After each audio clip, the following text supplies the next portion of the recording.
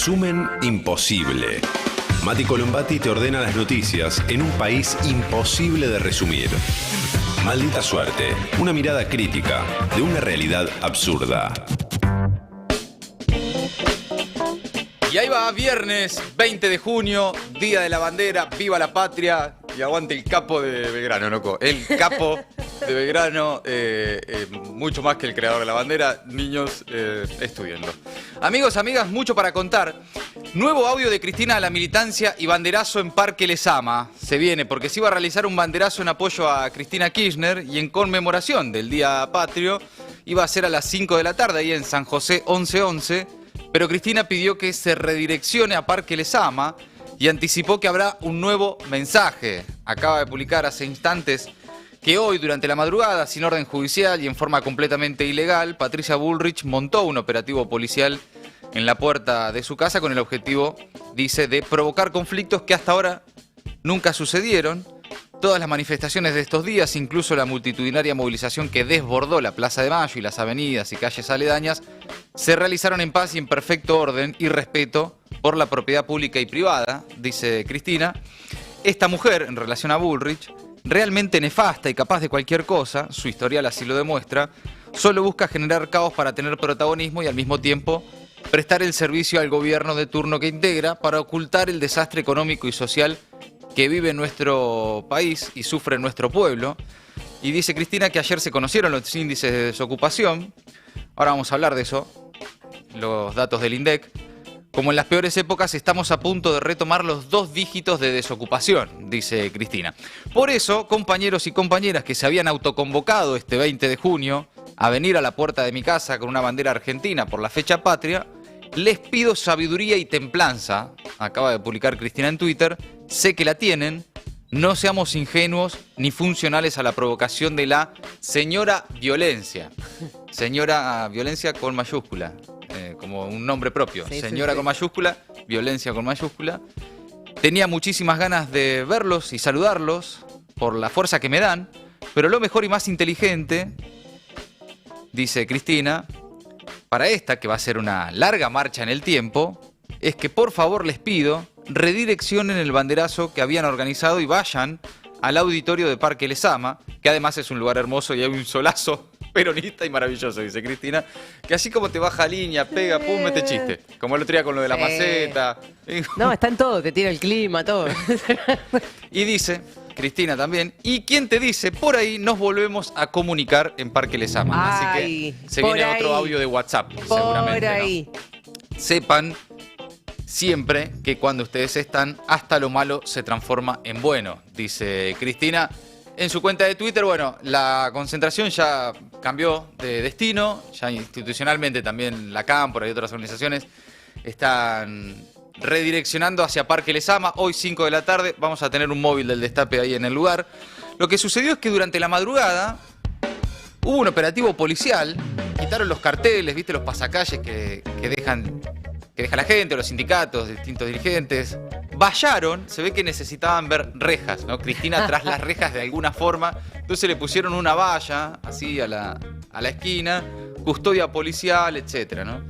Limpiaron, van ahí con eso, ¿cómo es? La hidrolavadora. Las hidrolavadoras, sí. Y le tiran a la vereda. A esta hora, te digo, es la esquina más limpia de la ciudad. Esto, sí, totalmente. No hay ninguna calle en la ciudad de Buenos Aires que Jorge Macri esté limpiando tanto como esta. Es la primera vez que veo que limpian tanto, realmente, las calles y las veredas. Ni te digo Constitución. El gobierno porteño no conocía Constitución. No. ¿Quién es el intendente de Constitución? De hecho, los vecinos están chochos. Están chochos, en serio, porque nunca hubo tanta custodia, nunca hubo tanta policía. Ahora hay seguridad porque hay mucha policía. Se transformó en un barrio sumamente seguro. No, ahora que vayaron a la casa de Cristina, sacaron los carteles, limpian la vereda y demás, definitivamente ahora sí es un barrio que entró en el radar del gobierno porteño. Veo que no sacaron como la otra vez, que sí lo habían hecho con una malicia tremenda, todos los carteles que estaban pegados ahí en el local ese cerrado de abajo de la casa de Cristina. Sí, es cierto. Bueno, la Cámpora publicó un video que replicó Cristina también en su cuenta de Twitter. Señora violencia, nunca olvidar que Patricia Bullrich, Luro Pueyrredón, en todos los gobiernos de los que formó parte, cagó a palos al pueblo mientras se robaban la plata de los jubilados y los ahorros de los argentinos. Nos vemos hoy en Parque Lezama y este es el video que comparte la Cámpora y que replica Cristina en sus redes. Yo no voy a hacer la injusticia de querer tirar un gendarme por la ventana para sacarme la responsabilidad. Y vamos a armar un sistema que ponga el foco en el ser humano desde una perspectiva. Señora violencia, con ubres de petardo, palabra lanzallamas y razón criminal. Las ideas de Milei son malas ideas. Arquitecta del miedo, edificado a fuego, machete prepotente y tajo cicatriz. ¿Dónde van los hijos de tu vientre? Músculos de cuero resistente, castigando enemigos y pateando alaridos. Ha llegado el momento de terminar de una vez y para siempre con esta pesadilla que ha sido el kirchnerismo. Esta es la seguridad que necesitamos.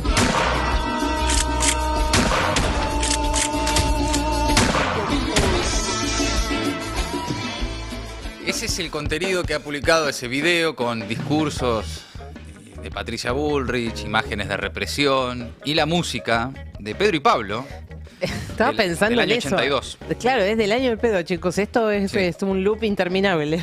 1982, una canción de Pedro y Pablo que se llamaba Señora Violencia e Hijos, sí. ¿no? Fantástico. Es espectacular. Apuntando directamente contra Patricia Bullrich, ¿no? En este caso, la expresidenta. Bueno, hay que decir también que el Servicio Penitenciario Federal está a cargo de Patricia Bullrich. Ahí hay una tensión, el tema de la tobillera de los últimos días. También generó ahí un roce con el Ministerio de Seguridad. Y además Cristina cuestionó, también otra de las noticias del día, el régimen de visitas que le impuso el tribunal, luego de que los jueces ayer a la tarde aclararan que Cristina puede salir al balcón de su casa, pero que tiene que ver bien para qué, Sí, no sea sí, cosa sí, que sí. se arme lío, Tiene que ser qué sé yo. responsable. Claro. Ahora los abogados de Cristina recurrieron la decisión de que todas las visitas, fuera de su núcleo familiar, abogados y médicos, deban pedir autorización previa. Ayer, por ejemplo, entró en un momento de la tarde Mayra Mendoza. Y entonces ya al rato estaban en la tele diciendo tarjeta amarilla para Cristina porque entró Mayra Mendoza, que no está autorizada, no es familiar directo, qué sé yo, y bla, no. Digo, lo estoy diciendo literalmente, así fue, Johnny Viale dice, entró Mayra Mendoza, Orsay, como los árbitros. Qué vida ¿viste? triste, hermano, que Posición tenés adelantada. que tener para No, hacer no. eso, ¿no? Sin vida directamente. Vida directamente, Sí, sí. sí. Bueno, dice Cristina sobre eso en particular, que ayer el tribunal tuvo que aclarar que puede salir al balcón de su casa y que hoy sus abogados tuvieron que recurrir otra decisión del mismo tribunal que solo permite que la visiten y previo listado únicamente el núcleo familiar, abogados y médicos. Dice, el resto de mis relaciones con el mundo exterior, amigos, amigas, compañeros y compañeras, y otras personas que conozco y me vinculo por el solo hecho de ser una persona que tiene vida, dice Cristina en Twitter, cada vez que quieran visitarme deberán presentar una solicitud al tribunal y luego esperar su autorización en un régimen de exclusión totalmente arbitrario que no se le aplica a nadie y violatorio de mis más elementales derechos civiles. De mis derechos políticos mejor ni hablemos, te la debo, dice Cristina. ¿Habrá una constitución y códigos penales y procesales especiales redactados únicamente para mí Sí. y que nunca me enseñaron en la facultad? Dice Cristina. La respuesta es sí, Cristina. La respuesta es sí. Ahí después están los argumentos de los abogados de Cristina en el escrito presentado ante el tribunal, que recuerdan que quienes cumplen su pena en un domicilio particular pueden desarrollar todas las actividades que no se encuentren prohibidas por la ley, más allá de la pena privativa de la libertad y la inhabilitación perpetua para ejercer cargos públicos. Dicen los abogados, nuestra asistida no ha perdido ninguno de los demás derechos inherentes a su condición humana, tanto civiles como políticos. El recurso presentado por Carlos Beraldi y Ari Chernoboy especifica que no fue explicitado cuál es el propósito de que quienes quieran visitar a Cristina deban requerir una autorización previa. Dicen, tampoco se ha explicado cuál es la norma o el criterio a partir del cual el tribunal habrá de resolver la procedencia o no de las peticiones que se le formulen, evitándose así caer en casos de discrecionalidad absoluta que no pueden ser controlados. Claro, ¿en base a qué vos autorizás quién sí y quién no puede entrar a la casa de Cristina? Digo, esto, algo que no sucede ni siquiera en las cárceles. Vos podés visitar un preso, el preso solo avisa es el preso el que autoriza. Sí, tal puede entrar. No el servicio penitenciario que dice, no, vos no podés recibir esta visita. No existe, no sucede. Pero no está escrito en ningún lado. Solo se aplica a Cristina. Es como un código penal específico. Escrito para ella. Para la situación bien particular de Cristina. Bueno, y dicen los abogados también que Cristina es la principal líder política de la oposición al gobierno nacional y máxima dirigente del Partido Justicialista. Por eso, señalan, lo cierto e incuestionable es que en un sistema democrático no puede limitarse el derecho que tiene un dirigente político a mantener contactos directos con personas que desarrollen su misma actividad, ya sean de su propia fuerza u otra. Si lo quiere visitar un radical, también puede visitar un radical. Bueno, además agregan que líderes de fuerzas políticas de otros países y sus primeros mandatarios ya han hecho saber su intención de reunirse a la brevedad. Por ejemplo, Lula, el caso de Lula que viene el mes que viene, ahora el mes que viene, el principio de julio. Principio de julio, ¿no, Ori? Sí, así es, para la cumbre del Mercosur. No parece sensato que esta clase de encuentros deban estar supeditados a la obtención de autorizaciones judiciales previas, dicen los abogados. Lo cierto es que, bueno, también en tiempo récord, y al contrario de lo que sucede en estos casos, a Cristina ya le colocaron la tobillera electrónica. Ahí era un poco, bueno, lo que veníamos diciendo, ¿no? El morbo, el fetiche. Sí, que absolutamente innecesario. Absolutamente innecesario, porque lo hemos dicho, pero por las dudas. Primero que, ¿a dónde va a ir Cristina sin que la reconozcan al más mínimo intento de hacer medio paso en la calle? O sea, una tobillera electrónica que se supone que es para que no se vaya del lugar en el que está detenida. Ya de por sí están las cámaras, la gente, los medios. Cristina no es que puede ir a la esquina a comprar un sanguchito sin que nadie se dé cuenta que salió de su domicilio. Pero además, solo el 18% de, por ejemplo, los represores condenados por delitos de lesa humanidad tienen tobillera electrónica. Y la tiene Cristina. Evidentemente acá hay algo del morbo, ¿no? Sí, los delitos más severos que existen en nuestro país, que es esto, es de genocidas, torturadores, que se robaron bebés, muchos de ellos están sin tobilleras en sus casas. Y todo este tema de la tobillera también una buena publicidad para el negocio de Montoto, ¿eh? Bueno, en las puertas de su casa también un grupo de mujeres hizo una intervención artística para acompañarla a Cristina. Pulseras con flores, fueron unas pibas, un grupo de pibas y mujeres, y se pusieron tobilleras hechas con flores, y hicieron toda esa intervención ayer a la tarde-noche en lo de Cristina, ¿no? Sí, decían en las redes, nace una nueva agrupación, Las Tobilleras. Las tobilleras, sí. Bueno, durante la madrugada, ya lo que contábamos también más temprano, luego de eso, de esa intervención, Cristina ayer volvió a saludar al balcón, etcétera.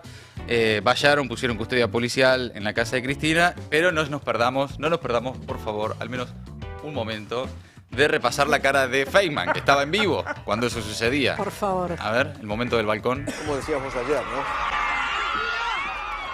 Salió, ahí está. Escuchá los gritos, ahí está. Ay, los labios. Las manos. Como si nada. La cara de odio de Feynman. Se pone un poco colorado como si también, nada. ¿no? Como si nada. Recordemos que hacía 2 días que decía no me pongas más el balcón, me lo pones y me voy. Bueno, y ahí quedó. Es espectacular. Recomiendo ir a la edición de la fábrica de jingles de gelatina del día de ayer, porque hay muchas canciones, muchos jingles dedicados al balcón. Está el de... Es espectacular. El que hizo el campeón del jingle, Marquitos Aramburu. Sí.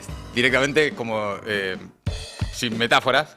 Pero después hay muchas otras canciones sobre Cristina y el balcón y la gente que odia que Cristina baile en el balcón, que es muy interesante. Quiero decir, en relación a eso, que tuiteó Feynman sobre el, digamos, el posteo del jingle ese y dijo, es muy buena, me encantó. Y sí, es que él es bueno, él sabe el show de la tele, lo que pasa es show, hay mucho show. Yo creo que ya en un punto, además, cuando estaba ayer en vivo, Cristina tiene una tele en la casa.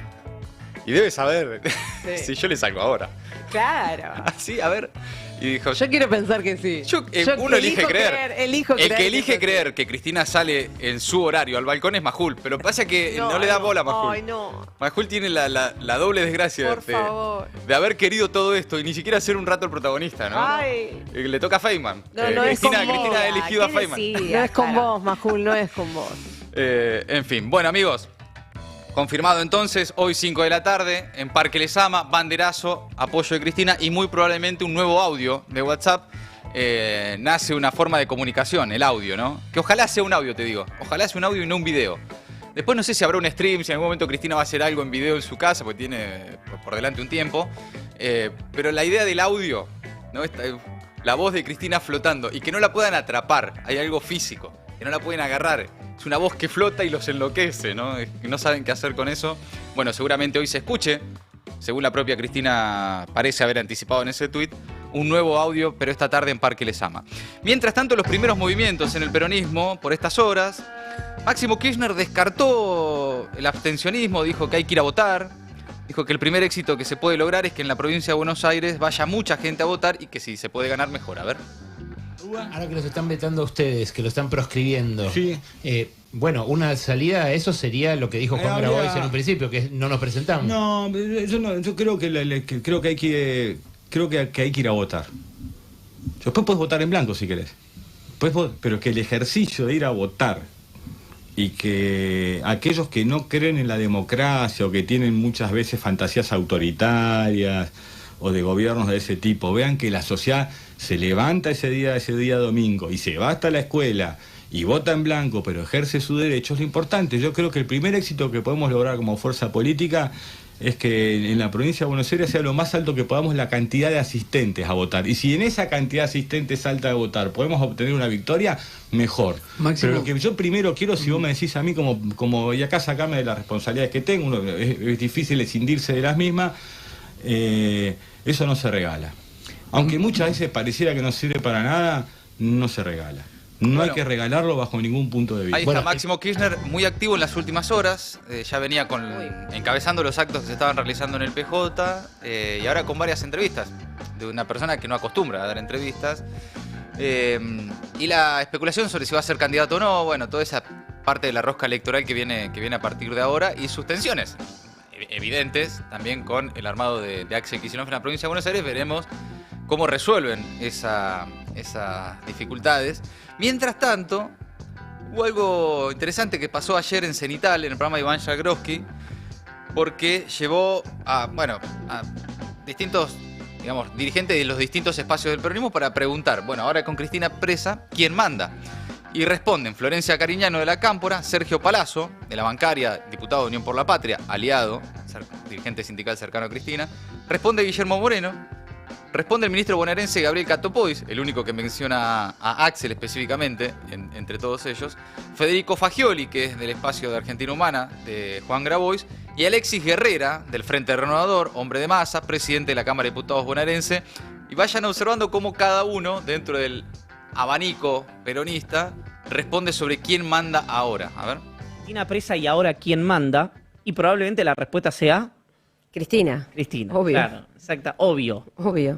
Después de la plaza de ayer, ¿a vos te cabe alguna duda? La situación de Cristina presa ha terminado más después del acto de ayer ratificando su liderazgo en el espacio e independientemente del lugar físico donde esté, sin duda es quien lidera el espacio político de Unión por la Patria, lo que es el Frente de Todos y lo que será bajo la denominación que será en la próxima elección. No es relevante. No es relevante. No, para nada. Deberíamos cumplir con el último mandato del general, que fue la organización Vence al Tiempo. Y sería bien interesante una conducción colegiada que solo puede ser el Consejo Superior del Movimiento, que tiene que estar integrado por los representantes de cada rama. Hoy creo que son 7 ramas, ¿no? A las 4 tradicionales, a los movimientos sociales, los empresarios y los técnicos y profesionales. Tenemos que volver a cultivar el cariño por el conocimiento, o el deslumbramiento por el conocimiento. Parece que estaba claro que hay roles, me parece que es obvio que cada uno tiene que poner lo mejor para frenar a Milei y para que le podamos contar a los argentinos cómo queremos que siga la Argentina para adelante. Y creo que Axel y Cristina lo saldaron muy bien en esa charla que tuvieron, marcaron una hoja de ruta y todos los demás a trabajar. Siempre reconocimos el rol y lo que Cristina representa, que para nosotros no hay una relación vertical. Bueno, un poco todos. El peronismo y lo que se pretende por estos días, y desde el Frente Renovador veníamos hablando desde hace tiempo, que era la unidad, hoy es más necesaria que nunca. Y en esa unidad todos los sectores y todos los dirigentes tienen algo que aportar.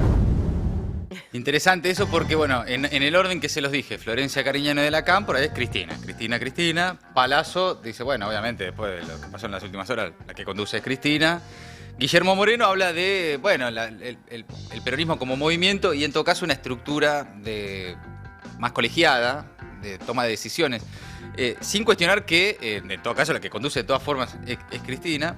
Catopus es el único que incluye en la variable a Axel, el único que lo menciona. Dice, bueno, Axel y Cristina. Y Federico Fagioli. Y el que cerraba era Alexis Guerrera diciendo todos, ¿no? Alexis Guerrera del Frente Renovador, claro. Bueno, eso va a generar, obviamente, en las próximas semanas discusiones, obviamente, porque lo que viene es, en menos de un mes, el armado de las listas. Lo que creo que ha quedado claro es la famosa palabra que mucho le gusta a los politólogos, que es centralidad. Bueno, la centralidad de Cristina, absolutamente.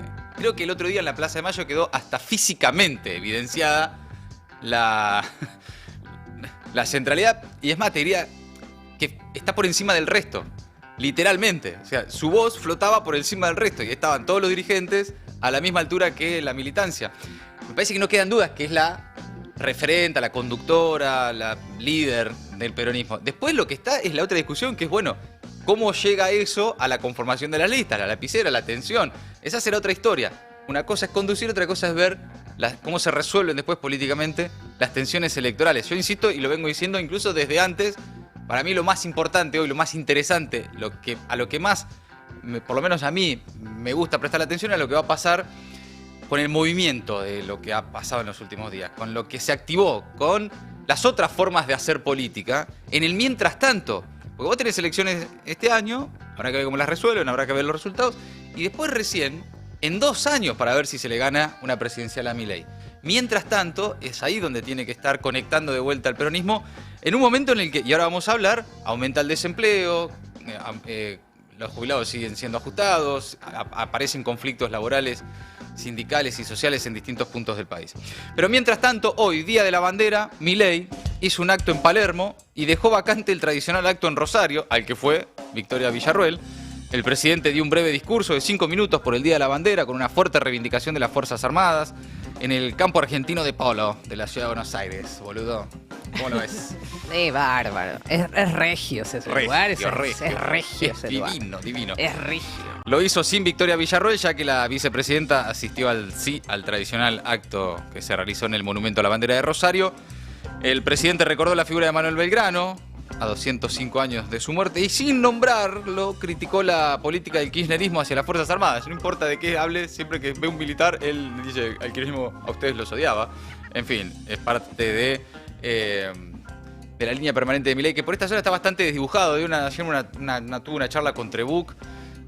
No vi nada, nadie le dio bola, ¿no? Sí, nadie le está dando bola, ¿no? Es como un poco... No, pero posta que esta vez no vi nada, Es que no dijo nada nuevo. Nada interesante, me imagino. Nada nuevo, nada interesante. Fue una charla con un amigo en la Casa Rosada, muy intrascendente, sin grandes definiciones, más que las cosas que habitualmente viene diciendo.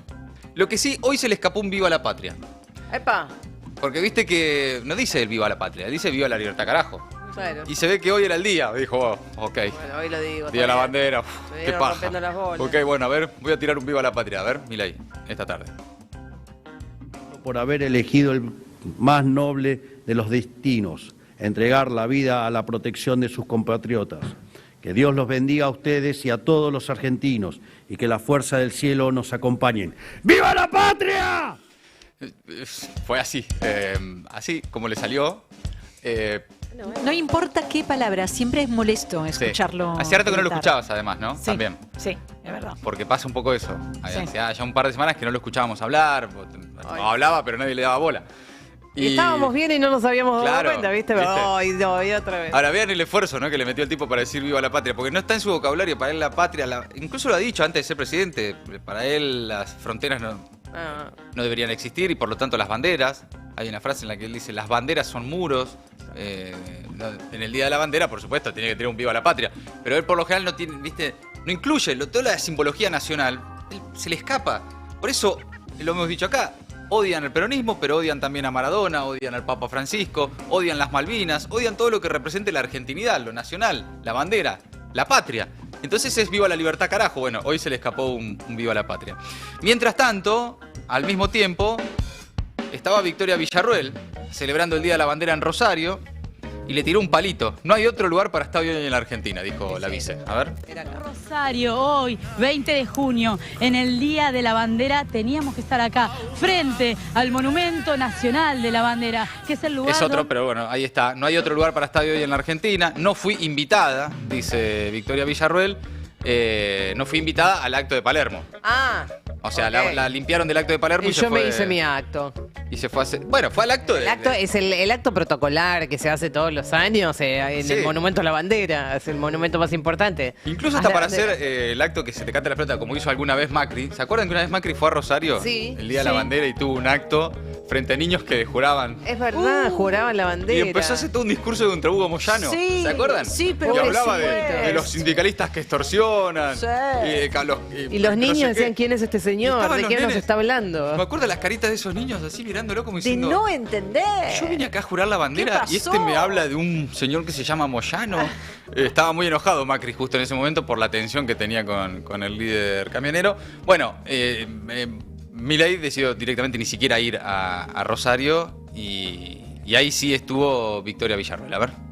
¿Le podemos hacer unas preguntas, por favor? Estamos en vivo para Canal 3. ¿Estar en Rosario? Muy contenta de estar en Rosario en el Día de la Bandera, que es el día además donde se creó acá en las orillas del Paraná, así que qué mejor lugar para estar honrando al general Manuel Belgrano que estar acá en Rosario, que además es como mi historia familiar también, tan unida a esta ciudad, así que muy agradecida de la invitación que me han dispensado el gobernador y el intendente para estar acá presente y acompañando a todos los que van a jurar lealtad a la bandera. ¿Por qué decidió venir? Porque la verdad que no hay otro lugar en Argentina para estar acá y el monumento a la bandera es nuestro signo más distintivo y bueno, y también tiene que ver con la importancia de esta fecha, así que definitivamente el mejor lugar para estar. Usted es representante del gobierno nacional, pese a que Bullrich en las últimas horas dijo que no. Bueno, lo que digan los demás, se tienen que hacer cargo los demás. Hoy para mí es el día en el que hablamos de la bandera, la que nos une a todos, la que nos representa a todos y la que nos cobija sin exclusiones a todos los argentinos. Y mi mensaje siempre para el pueblo argentino es que nosotros tenemos que apuntar a la unidad. Y como dijo Manuel Belgrano, no lo voy a citar textualmente, pero fue muy claro cuando dijo que muchos de los problemas y las dificultades que tenemos se resolverían rápidamente si tuviéramos un poquito más de interés en la patria. ¿La invitaron al acto oficial que se va a llevar en Buenos Aires? No, no me invitaron, pero vengo acá a Rosario, que es como mi casa. Muchas gracias. Bueno, otra cosa de la que también te habías olvidado, que está todo recontra mal entre Milei y Villarroel, entre la vice y el presidente. El tiempo no mejoró nada, digamos. No, ¿qué? Cada vez peor encima, claro. ¿no? Da la sensación. Bueno, mientras tanto, amigos, amigas, la realidad de los trabajadores en la Argentina, más desempleo y más empleo precario es el saldo del primer año y medio del gobierno de Milei. El INDEC señaló que en los primeros 15 meses del gobierno libertario crecieron el desempleo, pero especialmente la informalidad. La desocupación subió, alcanza casi 1.800.000 personas, pero la informalidad, es el dato, llegó al 42%. Es el mayor nivel de desocupación desde que asumió el gobierno de Milei, por encima del pico del 7,7% que se había registrado en el primer trimestre de 2024. Luego de un año en baja, el desempleo no solo rebotó, sino que alcanzó su punto más alto bajo el gobierno de Milei durante el primer trimestre de este año. Mide enero, febrero, marzo de 2025. Pero además de la destrucción neta de puestos de trabajo, lo que sucede es que el empleo no destruido, al menos por ahora, es cada vez de peor calidad. A eso se ve con 250.000 nuevos cuentapropistas aparecidos en un año. Entonces, en términos de registro, vos lo que ves es que no aumenta, no necesariamente hay un salto en el desempleo, pero sí que puestos de trabajo que se pierden en el sector formal se, entre comillas, recuperan en condiciones precarias, cuentapropismo, etcétera, ¿no? Monotributistas y demás. Así lo mostró el INDEC en su informe sobre el mercado de trabajo que dio a conocer este jueves, sobre los números del primer trimestre del año. El mismo día, esto sí fue muy particular, aunque en realidad la charla estuvo grabada un rato antes, de las 4 de la tarde que salió el informe, pero el mismo día que el INDEC reveló el dato de desempleo, Milei aseguró que su gestión está en récord de puestos de trabajo. No solo eso, tenías 2 de cada 3 chicos pobres.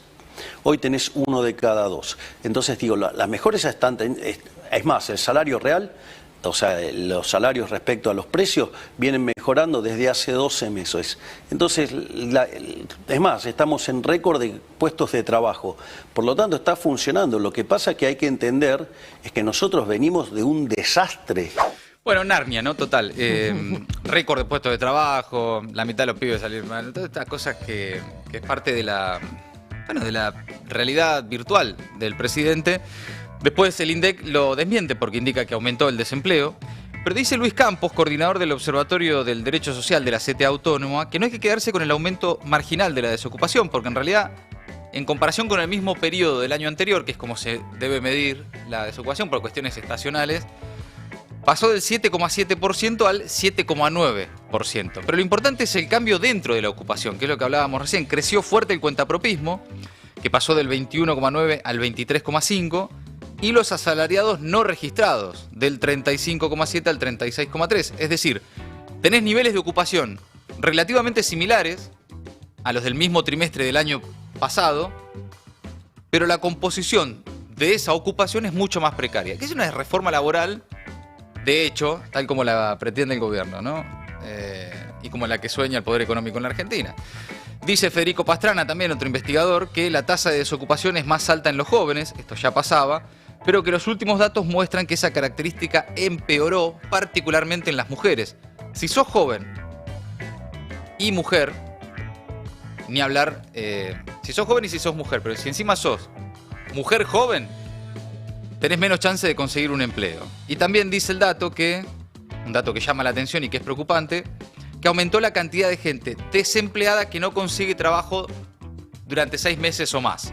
Esto parece reafirmar, dice, que ni la subocupación ni el empleo informal compensan la caída del empleo de calidad como lo hacían un tiempo atrás. Bueno, esos son los datos del desempleo. Aumenta el desempleo, pero especialmente lo que aumenta es la precarización laboral en la Argentina. Avanzamos. Hay otros temas también, mientras tanto, y por estas horas. Hay una denuncia contra la CIDE por el posible espionaje a opositores. Una denuncia del CELS, del Centro de Estudios Legales y Sociales. Realizó una presentación contra Sergio Neifert y Diego Kravetz, los jefes de los espías. La presentación fue hecha por directivos del CELS. Quedó radicada en el Juzgado Federal de María Eugenia Capuchetti. Paula Litvachky y Diego Morales son 2 abogados del CELS que trabajan hace décadas en derechos humanos y se presentaron ante la justicia porque tanto ellos como la organización a la que pertenecen pueden estar bajo vigilancia de la Secretaría de Inteligencia del Estado, que volvió a llamarse CIDE con Javier Milei, y las sospechas se fundan en los distintos lineamientos y directivas que fueron saliendo a la luz en las últimas semanas. Por esa razón, los directivos del CELS denunciaron tanto a Sergio Neifert, titular de la CIDE, como a Diego Kravetz. Mirá dónde está Diego Kravetz. Los más jóvenes vayan y googleen. Director general de operaciones en los tribunales de Comodoro Pi. Bueno, la presentación quedó en manos de la jueza entonces Capuchetti y hoy habló Paula Litvachky, directora ejecutiva del CELS, esta mañana en El Destape, sobre el plan de la CIDE en el gobierno de Milei. A ver. Bueno, porque es ilegal, porque el plan, o sea, lo que se conoció, vamos a decir, la filtración del plan y de una directiva particular de Kravetz, se conoció a través de unas filtraciones de Alconamo, primero en La Nación. Después salieron las notas de crisis también y otras notas. Y lo que aparece es que el plan tiene unas directivas o unos lineamientos generales que implican para nosotros, si todo esto que se conoció tras la prensa es cierto, implica que están orientando, que podrían orientar el aparato de inteligencia hacia la vigilancia e inteligencia ilegal a quienes se opongan a las políticas del gobierno, con algunas especificidades, ¿no? Por ejemplo, amplían el término de terrorismo, extienden el término de terrorismo, por ejemplo, el terrorismo anarquista, y plantean que es necesario hacer inteligencia, o sea, producir información sobre algunos grupos o manifestaciones que podrían llegar a ser blanco de terrorismo. O sea, hay como unas vueltas que tiene el plan de inteligencia que haría pensar que van a hacer inteligencia, espionaje, vigilancia política. Lo mismo con un seguimiento de la opinión pública, ¿no? Que eso es como lo más extraño para el plan, no extraño para el contexto en el que estamos, ¿no? Pero aparece un armado de una seguimiento, vigilancia también de la opinión pública, y también de una especie de aparato de propaganda que va a hacer análisis de los mensajes, segmentación de audiencias, bueno, como una especie de estudio de opinión pública para defender los mensajes del gobierno. Bueno, ahí está la directora del CES, luego de denunciar a los jefes de la CIDE, y lo que es interesante de lo que dice Paula, además de todo, es que es un contexto, ¿no? Por eso la persecución a Cristina es parte de un contexto que incluye en las últimas horas estos movimientos del nuevo plan de inteligencia nacional y de espionaje a opositores, las reformas que hizo Patricia Bullrich en la Policía Federal, el otro día con un furcio reconoció que era básicamente para inteligencia. Para hacer inteligencia, ¿no? Sí.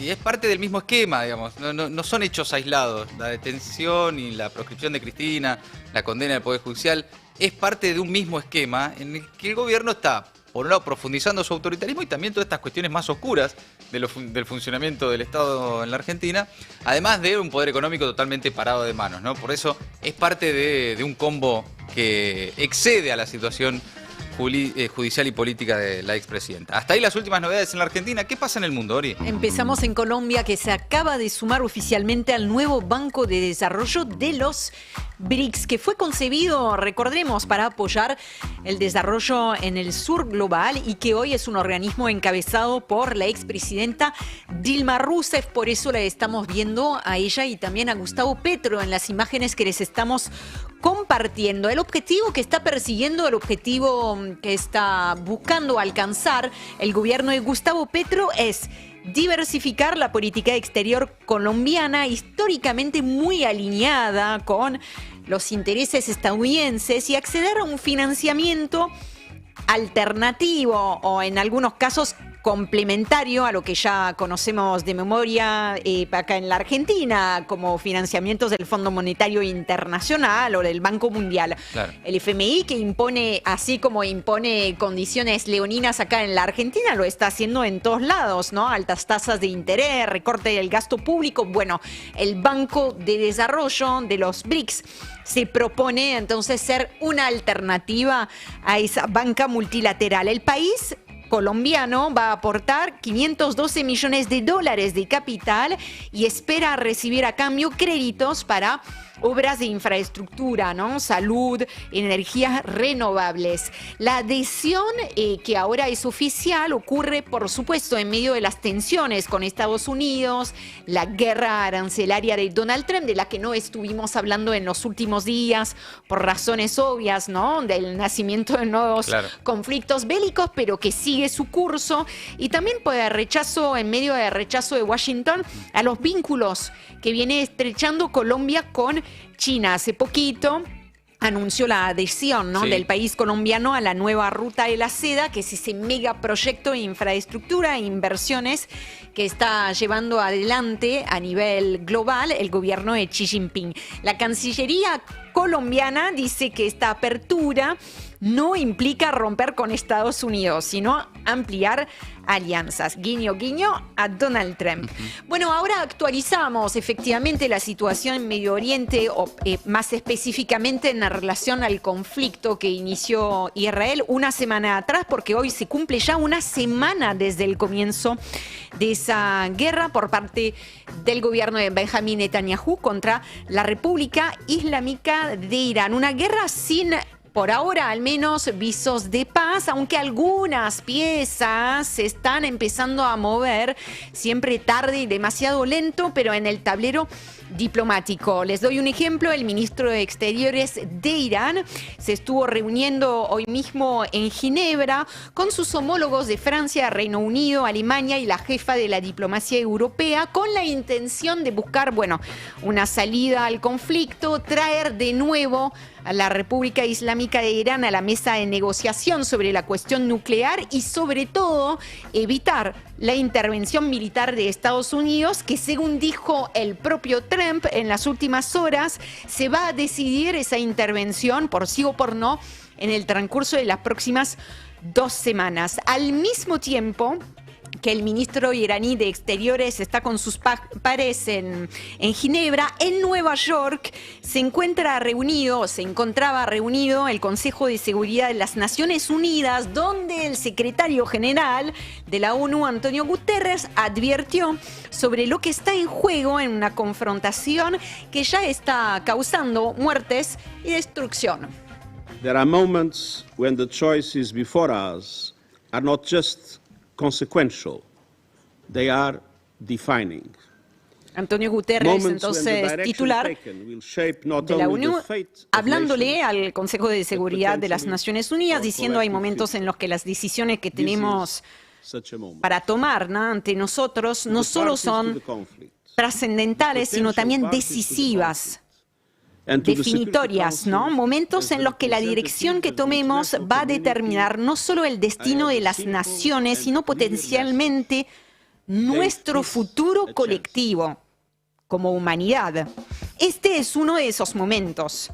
A las partes en conflicto, dijo Antonio Guterres, que tiene bastante laburo, ¿no? En estos últimos meses ha tenido que trabajar mucho y su voz no ha servido de mucho. Claro. A las partes en conflicto, las posibles partes en conflicto, dijo él, y al Consejo de Seguridad como representante de la comunidad internacional, para todos ellos tengo un mensaje simple y claro: denle una oportunidad a la paz. Mientras tanto, en el campo de batalla, los ataques y contraataques continúan. Y fíjense como el ministro de Defensa israelí ordenó incluso este viernes a las Fuerzas Armadas intensificar la ofensiva contra Irán con el objetivo, supuestamente, de acabar con las capacidades nucleares de Irán, pero también con el objetivo ya asumido en voz alta y de forma pública de socavar al régimen, según sus propias palabras. Estoy utilizando sus palabras,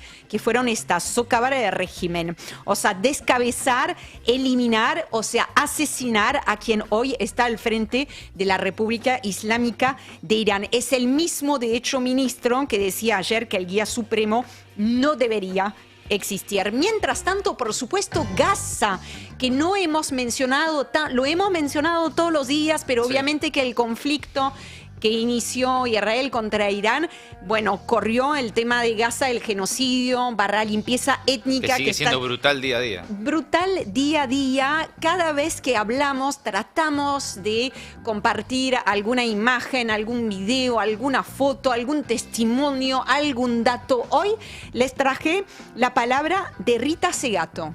Me defino como exhumana. ¿Exhumana? ¿Por qué? Porque no quiero pertenecer a esta especie siniestra, genocida. Me doy cuenta de que, sí, después de Gaza me queda muy difícil tener optimismo con relación a nuestra especie, ¿no? No puedo mentir. Gaza es una cosa inaceptable, es un crimen de lesa humanidad, un genocidio, pero no es el primero en la historia de la humanidad. O sea, hay la humanidad una diferencia. Es violenta. Hay una diferencia en Gaza. Hay una especificidad en Gaza. Hasta el último genocidio, el Holocausto, o la Shoah, cuando los ejércitos aliados entran en los campos de concentración, se ve en los videos, en las filmaciones, su sorpresa. No era algo expuesto a la humanidad, se sabía, pero estaba oculto. Ahora no. Claro. Ahora está mostrado así, y lo que se muestra, como ha dicho Francesca Albanese, la gran reportera, la gran reporter sobre Gaza para Naciones Unidas, ella dice que es el último clavo en el ataúd de la Carta de Derechos Humanos. Yo doy un pasitito adelante y digo, es una nueva carta. Es la carta de que la ley es el poder de muerte. Entonces, ¿qué hacemos en un mundo donde la... muy impresionante. Lo de Rita Impresionante. Segato, Sí, además, Para escucharla. en las últimas horas se dio la casualidad que estuve escuchando a Maslatón, que nunca le doy mucha bolilla. A Carlos Maslatón. Sí, Carlos Maslatón. No le suelo dar mucha bolilla, pero justo lo agarré en un streaming en Blender, no discutiendo sobre terminología, números, comas, sino negando directamente lo que está sucediendo en Gaza, negando que haya hambruna, negando que haya bebés muertos, negando la masacre de civiles. Entonces es muy importante porque Perdón, eso es lo que claro. marca Rita Segato. Lo estamos viendo todos, realmente, ¿no? Está en Rita nuestras Segato, narices, para quien no sabe, escritora, antropóloga, ¿no? Claro. Bueno, ahí la palabra de ella. Amigos, para cerrar entonces la semana ya del resumen imposible de Maldita Suerte. Maldita Suerte, de 14 a 17 horas, en El Destape 1070.